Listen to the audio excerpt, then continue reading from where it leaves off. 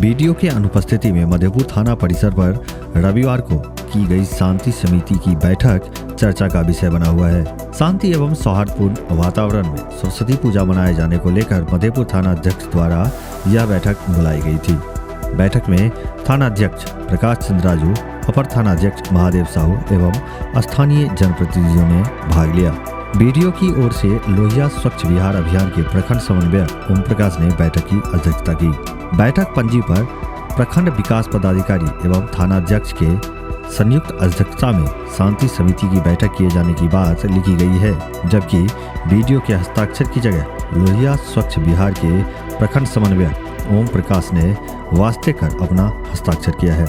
बैठक की खानापूर्ति करते हुए थाना अध्यक्ष प्रकाश चंद्र राजू ने आपसी भाईचारे को कायम रखते हुए शांतिपूर्ण माहौल में सरस्वती पूजनोत्सव मनाए जाने का आह्वान आम लोगों से किया।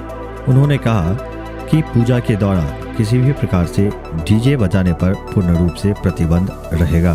साथ ही पूजा कमेटियों को लाइसेंस लेना अनिवार्य होगा।